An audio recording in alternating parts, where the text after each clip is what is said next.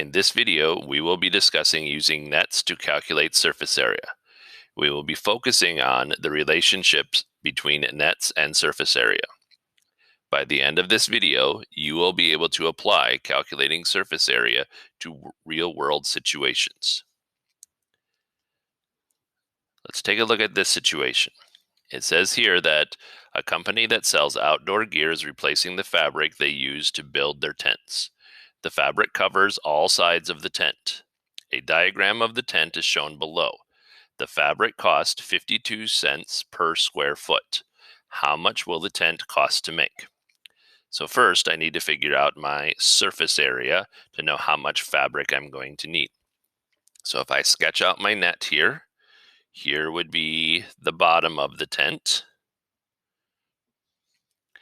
Here's kind of the back side of the tent. Here'd maybe be the front side of the tent. And then this would be the front triangle base, and this would be the back triangle base. Now let's label our shape here. Let's label our net. So again, right here we have 12 feet. So that means this right here is 12. So that means this here would be 12, this here would be 12, and this would be 12. Now let's take a look at another edge. So if I know here is 8 6/10, that gives me 8 6/10 here. That gives me 8 6/10 here. Gives me 8 6/10 here, 8 6/10 here, and then the same thing on this side.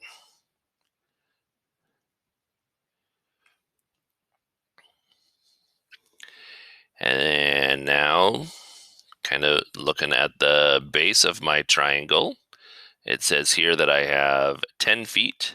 So that means right here is going to be 10, and right here is going to be 10. And then I also need the height of my triangles. And looking at that, looks like from here to here is 7 feet. So that means the height of this triangle is 7, and the height of this triangle is 7. So now I have my measurements. I can calculate my surface area. So first, I'm going to look at the bottom of the tent.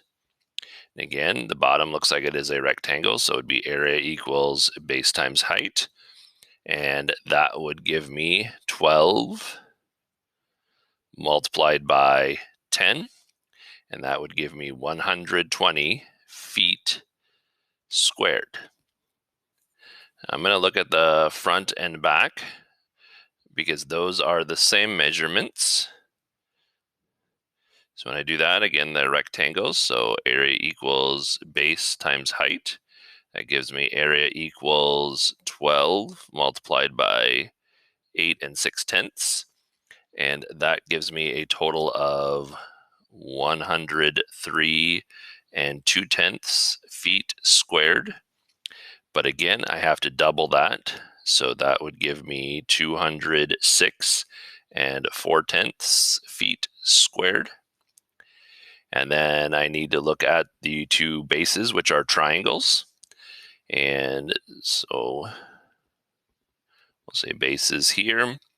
And triangles are a equals 1/2 base times height.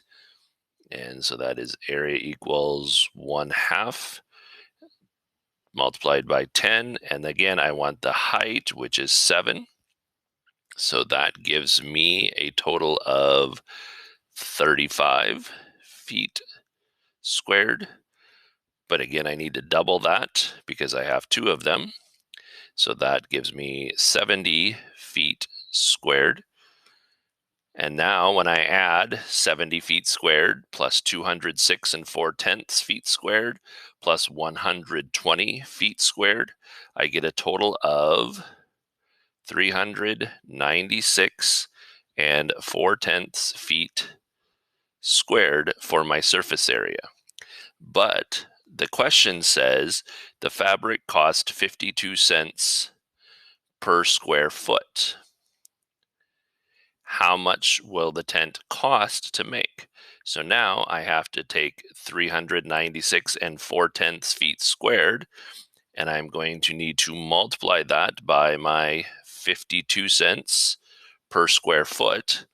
And so my grand total to make this tent would be $206.13. Now, in this situation, it says Mrs. B needs to send 75 gift wrapped boxes in the mail. She wants to buy the brown paper in bulk, but needs to know how many rolls she's going to need to purchase. The paper is sold in rolls of 18 by 750 inches, and the shoe boxes are roughly 12 by 7 by 4 inches. How many rolls of brown paper does Miss B need to purchase? So first, let's take a look at the paper. And so the paper is just a basic rectangle that is 18 inches by 750 inches. And so to find the area of that, I take base times height.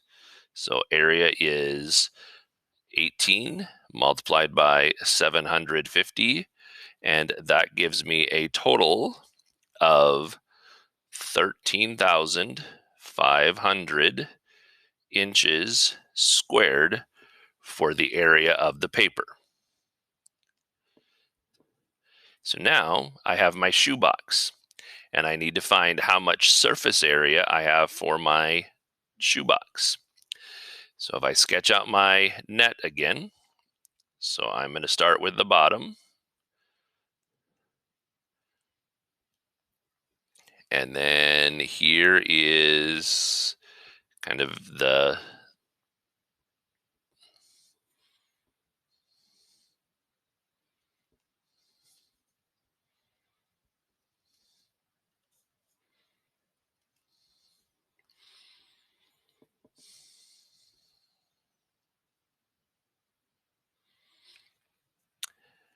all right, starting now.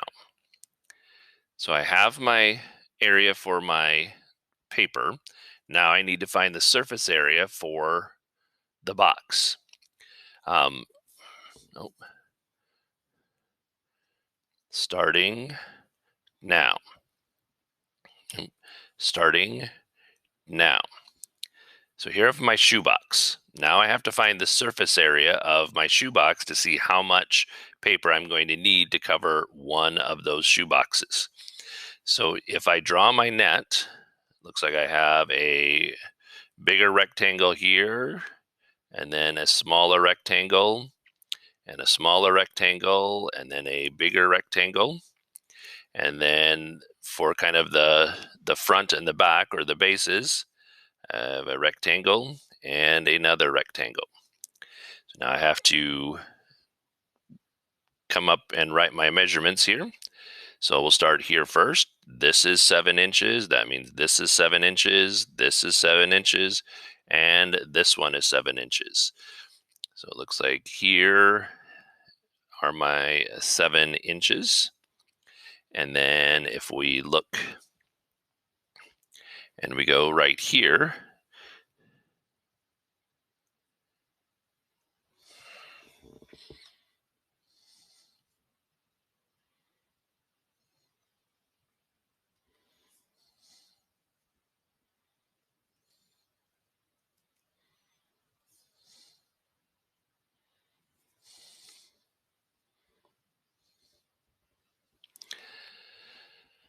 all right, let's try this one again.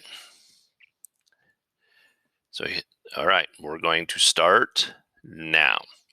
So here I have my shoebox, and I need to figure out what my surface area is for my shoebox so that I know how much paper I'm going to need for one shoebox. So if I sketch out my net here, Looks like I have kind of a larger rectangle, and then we have a little smaller rectangle, and then a larger one, and a little smaller one here. And then for my two bases, or the front and the back, looks like I have a rectangle here and a rectangle here. Now let's get our measurements. And in doing that, if I have 12 inches here, that means this is 12 inches, this is 12 inches, this is 12 inches. So my longer sides are 12 inches. So this is 12, 12, 12, 12, and 12. And then we'll look at our measurements here. So now I have 7 here, and 7 here, and 7 here, and 7 here. So that would tell me right here is 7, right here is 7, right here is 7, and right here is 7. And then this is also 7, and this is also 7. Now we've got the last part here, which says right here is 4 inches, right here is 4 inches, here's 4 inches, and here is 4 inches. So when I do this, this would be 4, this would be 4, this would be 4, and this would be 4, and it'd be the same thing on the other side.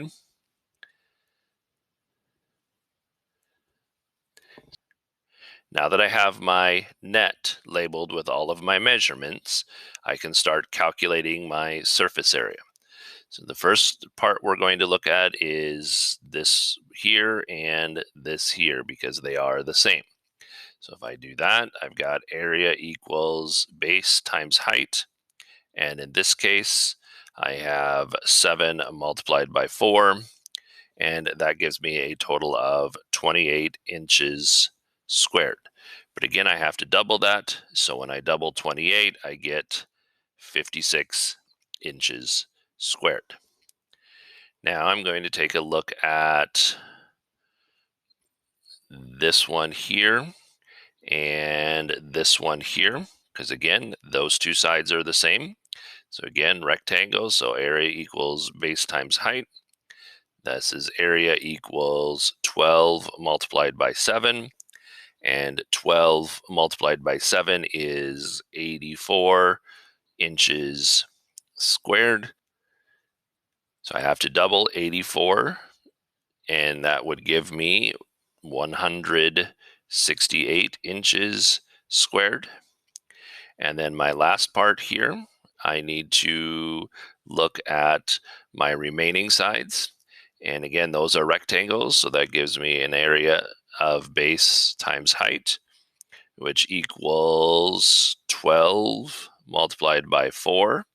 And 12 multiplied by 4 is 48 inches squared. And again, I have to double that. And so that gives me a total of 96 inches squared. And now I have to add all of this together. So 56 plus 168 plus 96 gives me a grand total of 320 inches squared. So I have the total area of a roll of paper, and then I have the total surface area of one shoebox. But it says here that I have 75 boxes to wrap. So I have to take my 320, and I'm going to need to multiply that by my 75 boxes. And when I do that, I get a total of 24,000. Now that's 24,000 inches squared, because this is how many inches squared it is for surface area for one box, and I have 75 of them. So this is the surface area for all 75 boxes. So now I have to see how many paper rolls I'm going to need. So I'm going to need to take 24,000, and I'm going to divide it by 13,500, and that gives me 1.7 repeating. And so I'm going to need to round up because one roll is not going to be enough. So I will need to, or excuse me, Miss B will need to purchase 2 rolls of that brown paper to wrap the shoeboxes in.